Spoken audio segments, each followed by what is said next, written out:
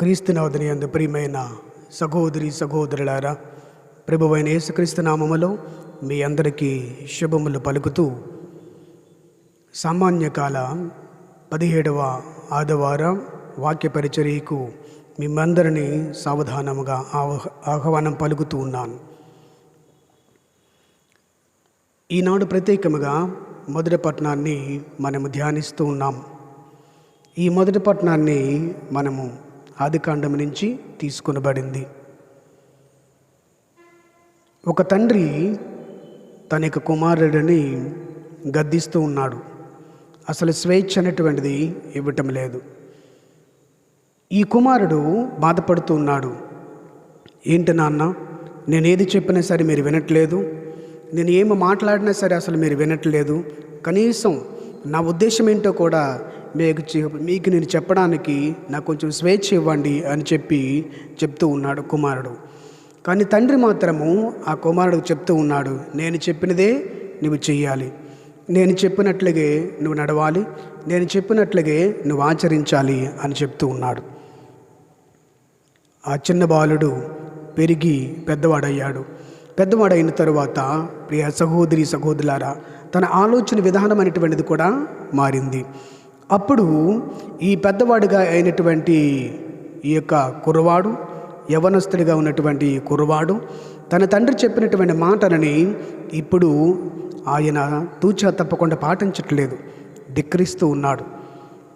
ధిక్కరించి తన తండ్రి చెప్పినటువంటి మాటలకి నీవు చెప్పినట్లుగా నేనెందుకు వినాలి, నీవు చెప్పినట్లుగా నేనెందుకు నడవాలి, నాకంటూ స్వాతంత్రమే లేదా, నాకంటూ నేను నడవలేనా, నాకంటూ నేను ఉండలేనా అని చెప్పి ఇలా మాటలు పలుకుతూ ఉన్నాడు. తండ్రి యొక్క మాటని ధిక్కరిస్తూ ఉన్నాడు. ప్రియ సహోదరి సహోదరులారా, అయితే ఇక్కడ మనం ప్రత్యేకముగా గుర్తించుకోగలిగినటువంటి విషయం ఏమిటంటే, ఈనాడు ప్రత్యేకముగా మనము మొదటి పట్టణంలో చూస్తూ ఉన్నాం. అబ్రహాము దేవునితో కలిసి మాట్లాడుతూ ఉన్నాడు. దేవునితో కలిసి మాట్లాడి ఆయన అస్సలు దేవుడైనటువంటి యావే, ఈ అబ్రహాం అనేటువంటి వాడు ఒక మానవ మాత్రుడు. ఒక సందర్భంలో చెప్తూ ఉంటాడు, మనకు వాక్యములు కూడా మనం విని ఉంటాము, ప్రభువా నేను పురుగు వంటి వాడని, నాశనకరమైనటువంటి పురుగు అనేటువంటి వాడని, అయినప్పటికీ కూడా నేను నీకు మొనపెడుతూ ఉన్నానని చెప్తూ ఉంటాడు. ప్రియ సహోదరి సహోదరులారా, ఇక్కడ అబ్రహాము ప్రత్యేకముగా తండ్రిని సర్వేశ్వరునితో మాట్లాడుతూ ఉన్నాడు. ఇక దేవుడైనటువంటి యావే తను అనొచ్చు, నువ్వు ఆఫ్టర్ ఆల్ నువ్వు ఒక మనిషివి, నా చేత సృష్టించబడిన వాడివి, నా చేత తయారు చేయబడినటువంటి వాడి, నీవు నాకు చెప్పాలా అని చెప్పి మాట్లాడవచ్చును.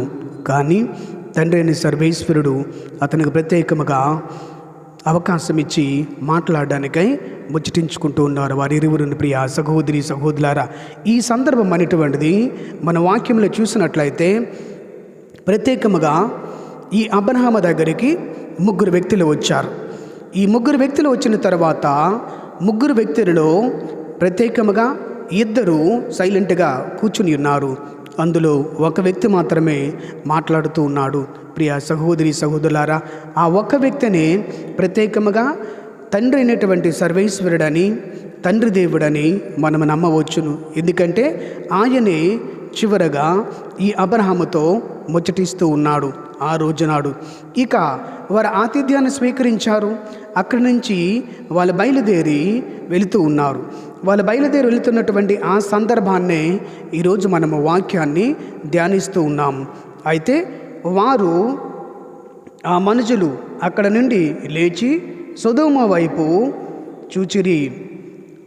అబ్రహాము వారిని సాగపంపుటకు వారి వెంట వెళ్ళినటువంటి మాటను మనం చూస్తూ ఉన్నాం.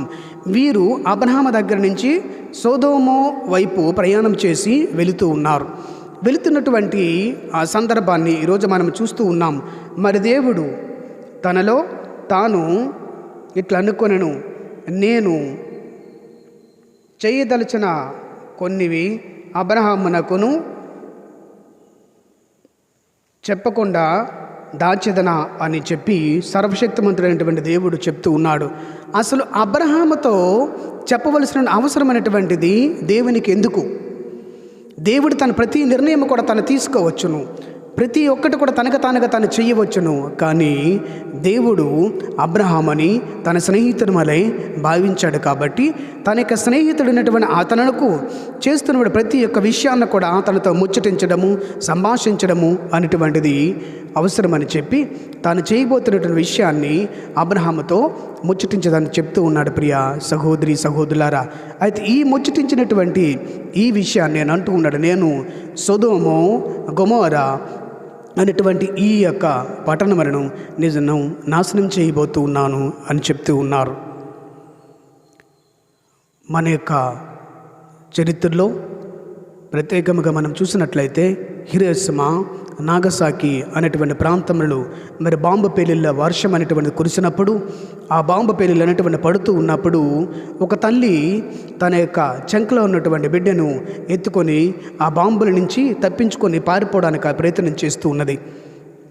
ఈలోగా ఒక బాంబు అనేటువంటిది ఆ పిల్లవాడు మీద పడి వెంటనే ఆ పిల్లవాడు అక్కడ మరణించాడు. ప్రియ సహోదరి సహోదరులారా, వెంటనే ఈ తల్లి ఆ యొక్క దేవునికి మొరపెడుతూ ఉన్నది, ప్రభువా, సృష్టికర్త అయినటువంటి దేవా, నా బిడ్డ ఏ విధంగా అయితే ఈ బాంబుల్లో ఒక మరణించాడో, మరి నా మీద కూడా ఏదో ఒక బాంబు పడి నేను నా బిడ్డ కలిసి మరణించే విధముగా మాకు చేయండి అని చెప్పి ఆ తల్లి అంత ప్రమాదకరమైన పరిస్థితుల్లో కూడా దేవుని వేడుకుంటున్నది.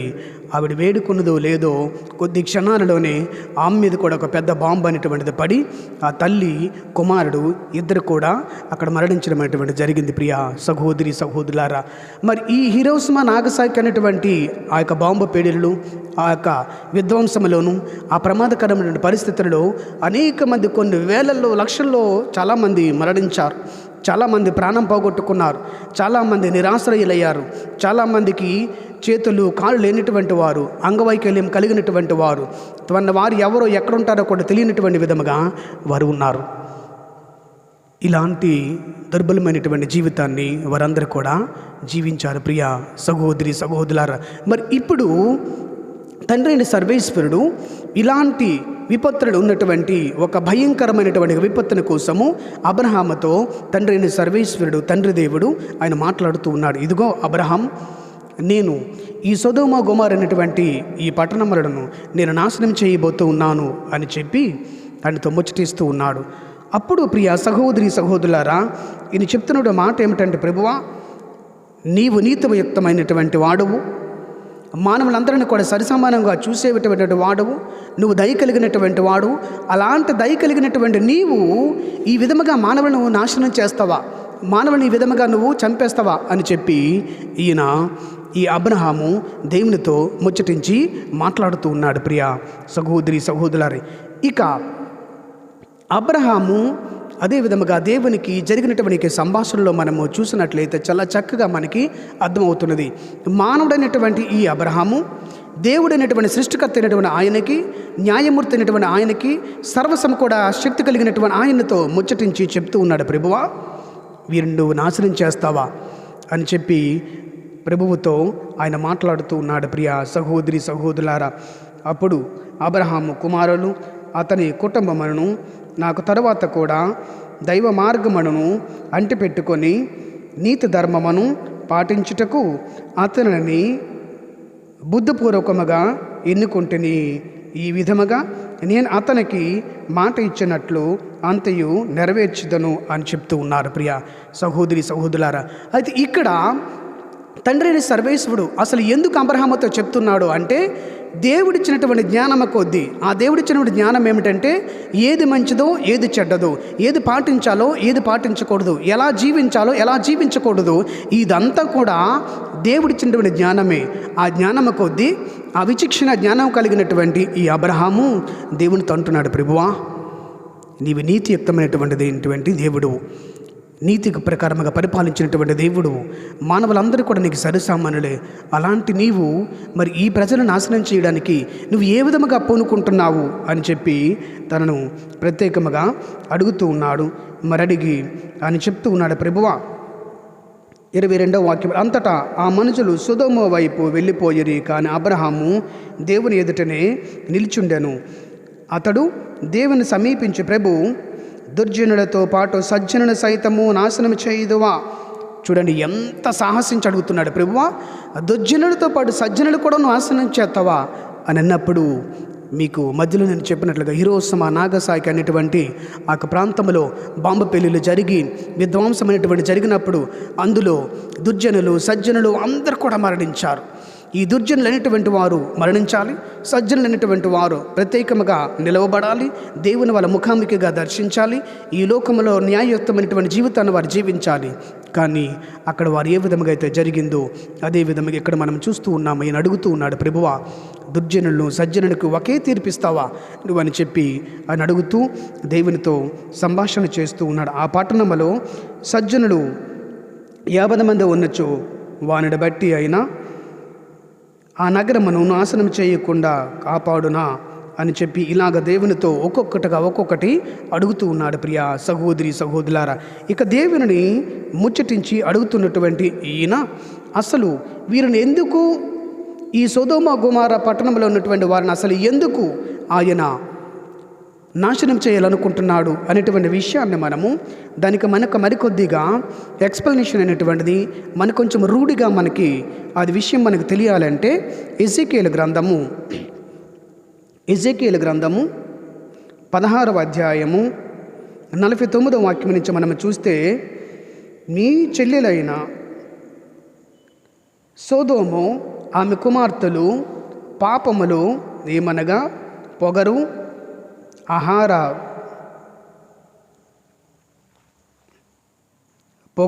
ఆహార సమృద్ధియు నిర్విచారమైనటువంటి సుఖస్థితి నుండి ఆ దీనులను దరిద్రులను పట్టించుకొనలేదు.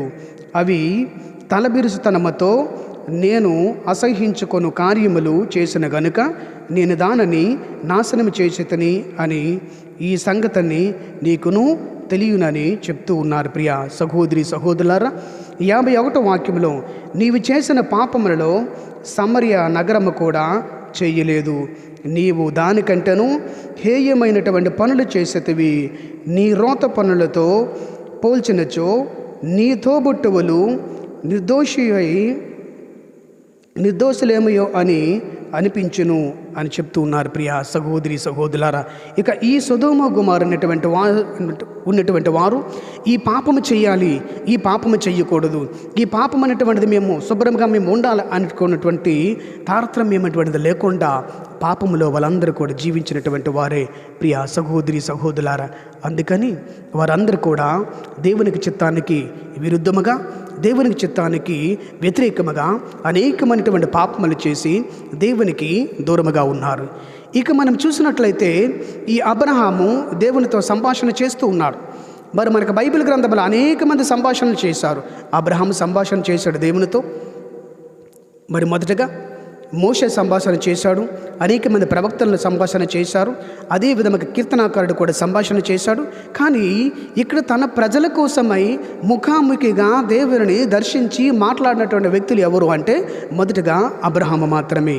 ఒక స్నేహితుని వలె, ఒక రక్త సంబంధీకుడి వలె ఆయన మాట్లాడుతూ ఉన్నాడు. ప్రియ సహోదరి సహోదరులారా, మరి ఇక్కడ అబ్రహాము దేవునితో ముచ్చటించి అడుగుతున్నటువంటి మాటలన్నీ కూడా మనం విని ఉన్నాము. ప్రియ సహోదరి సహోదరులారా, ఇక్కడ దేవునిని ఆయన అడుగుతూ ఉన్నాడంటే యుక్తిగా ప్రవర్తించి న్యాయమైనటువంటి జీవితాన్ని జీవించాలి. కాబట్టి ఈ లోకంలో మరి సజ్జనులకి, దుర్జనులకి, దుర్మార్గులకి, మంచివారికి ఒకటే తీర్పు తీరుస్తావా ప్రభువా అని చెప్పి అడుగుతూ ఉన్నప్పుడు ప్రభు ఒక్కొక్కటిగానే చెప్తూ ఉన్నాడు. 30, 40, 50 ఇలా చెప్తూ ఉన్నారు.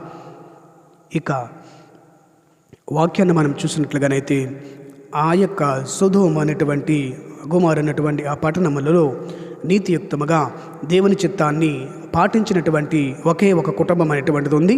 ఆ కుటుంబమే లోతు, అనగా ఈ అబ్రహాము యొక్క బంధువు అనేటువంటి లోతును మాత్రము ఆ యొక్క పట్టణం నుంచి తప్పించి మీరు బయటికి వెళ్ళండి అని చెప్పి ఆ ఒక్క కుటుంబాన్ని మాత్రమే దేవుడు దాన్ని బయటకు తీసివేసి మిగతా వాళ్ళందరినీ ఆ యొక్క పట్టణానంతటిని కూడా ధ్వంసం చేశారు. ప్రియ సహోదరి సహోదరులారా, ఇక్కడ ప్రియ సహోదరి సహోదరులారా, నీతియుక్తమైన జీవితాన్ని జీవించి దేవునికి చిత్త ప్రకారముగా జీవించినటువంటి వాడు, దేవుడే సర్వస్వమని జీవించినటువంటి వాడు, దేవుని యొక్క సృష్టిని గ్రహించి తన యొక్క కార్యాలను గ్రహించి తను చేస్తున్న అనేకమైన గొప్పమైనటువంటి కార్యాలన్నింటినీ కూడా నీ యొక్క కనులారా చూసి చెవులారా వాటిని విని నోటుతో మాట్లాడి ప్రకటించిన విధముగా నువ్వు చేసినప్పుడు నీవు దేవునికి ఇష్టమైనటువంటి వాడివే, నీవు దేవునికి ఇష్టమైనటువంటి బిడ్డవు.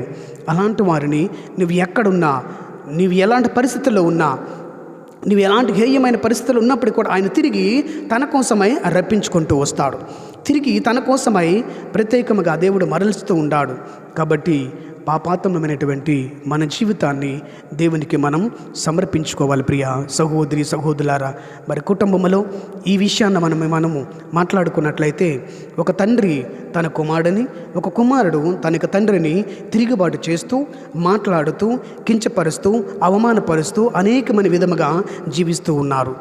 మరి భార్య తన యొక్క భర్తతో, భర్త తన యొక్క భార్యతో, అదేవిధంగా సమాజంలో ఉన్నటువంటి వారు, మరి అనేకమంది విధములుగా సంఘాన్ని నడిపిస్తున్నటువంటి వారు, ఇలా అనేక మంది వారి యొక్క జీవితాన్ని కానీ మనం చూసినట్లయితే, మన వ్యక్తిగత జీవితాన్ని కూడా మనము కానీ పరిశీలన చేసుకున్నట్లయితే, అనేక మార్లు దేవునికి మనం వ్యతిరేకముగా జీవిస్తున్నామే తప్ప దేవునికి చిత్తానికి లోబడి మనము జీవించటం లేదు. మరి మనం ఏ కోవలో ఉన్నాం? లోతు తన కుటుంబము రక్షించబడినటువంటి కోవలో మనము ఉన్నామా, లేక ఆ సొదొమ గొమొర్రాలో ఉన్నటువంటి వారందరూ కూడా ఒకేసారి ధ్వంసమయ్యారు, వారందరూ కూడా మరణాన్ని చవి చూశారు. మరి వాళ్ళని మనం ఉంటామా అనేటువంటి విషయాన్ని దేవుని యొక్క ప్రణాళికలో నడుస్తూ, దేవుని యొక్క చిత్తములో ప్రత్యేకముగా నడుస్తూ, ఇలాంటి గొప్పదైనటువంటి భాగ్యాన్ని దేవుడు మనకందరికీ కూడా దయచేయమని దేవుని యొక్క చిత్త ప్రకారముగా నడిచి, ప్రత్యేకముగా అబ్రహాము దేవుని దగ్గర నీతియుక్తమైన జీవితాన్ని జీవించాడు. దేవునితో కలిసి మాట్లాడే భాగ్యాన్ని ఆయన పొందాడు. దేవునితో ముఖాముఖిగా చూసే భాగ్యాన్ని పొందాడు. మరి తదనంతరము తను కూడా దేవునికి స్నేహితునిగా, దేవునికి మిత్రుడిగా మాట్లాడు. ప్రియ సహోదరి సహోదరులారా, మన దైనందిన జీవితంలో కూడా దేవునిని మన ప్రత్యేకంగా అడిగి, ప్రభువా నీ చిత్త ప్రకారముగా, నీ మాట ప్రకారముగా నేను జీవిస్తూ, నీ మాటలలో నిత్యము నిరంతరము కూడా నీతియుక్తముగా నేను జీవించే భాగ్యాన్ని నాకును, నా కుటుంబానికి, నా కుటుంబ వాసులకు, నా సంఘానికి, మాకందరికీ కూడా దయచేయండి ప్రభువా అని చెప్పి ప్రార్థించుకుందాం. తండ్రి కుమార పరిశుద్ధాత్మని సర్వేశ్వరుడు మీ మందిరని హేరాళముగా దీవించుదురుగాక. ఆమేన్. ప్రార్థించుకుందాం. ప్రియమైనటువంటి పరలోకపు తండ్రి, నీకు చిత్తములు మరి మేము అనేక మార్ల పాపములో పడిపోయి హేయమైనటువంటి కార్యములు చేసి ఈ సొదొమ గొమొర్రా అన్నటువంటి పట్టణముల వలె మరి మేము కూడా అనేక మార్లు తేపకు కూడా పాపములో పడిపోతూ ఉన్నాం. దేవా, అలాంటి పాపముల నుంచి మమ్మల్ని అందరినీ కూడా మీరు వేరు చేసి మీ చిత్తాన్ని, మీ అనుగ్రహాన్ని, మీ నీతి న్యాయాన్ని మా యొక్క జీవితంలో నిత్యం నిరంతరం కూడా తెలుసుకొని మీ యొక్క పరిశుద్ధమైనటువంటి వాక్య ప్రకారముగా జీవించి, ఆ పరిశుద్ధ గ్రంథం అనేటువంటిది మేము ప్రతిరోజు ఎలా జీవించాలో, ఎలా మాట్లాడాలో, ఏ విధముగా జీవిస్తే బాగుంటుందో, ఏ విధముగా ఆలోచన చేస్తే బాగుంటుందో అనే విధముగా మాకందరికీ కూడా నీ వాక్యాన్ని ప్రజ్వరిల్ల చేసి, ఆ వాక్యానుసారముగా జీవించి పాటించటువంటి భాగ్యాన్ని మాకు దయచేసి, అబ్రహాము వలె నీతియుక్తమైనటువంటి జీవితాన్ని, మరి అదే విధముగా లోతు వలె మీ కోపాగ్ని నుంచి, మీరిచ్చినటువంటి శిక్ష నుంచి మేము తప్పించుకోవడానికై మమ్మలను, మా కుటుంబములను కూడా హేరాళముగా మీరు ఆశీర్వదించమని మేము వేడుకుంటూ, మా యొక్క కుటుంబ వాసులను, అదేవిధముగా బంధుమిత్రాదులను, సంఘములో ఉన్నటువంటి ప్రజలను, మీ బిడ్డలైనటువంటి ప్రతి ఒక్కరిని కూడా హేరాళముగా ఆశీర్వదించి మీ కృపలో జీవింప చేయమని మేము వేడుకుంటూ, పరిశుద్ధులను పరమోన్నత నిత్యులను గాను మన యేసుక్రీస్తు నామములో అడిగి వేడుకుంటున్నాము తండ్రి. ఆమేన్.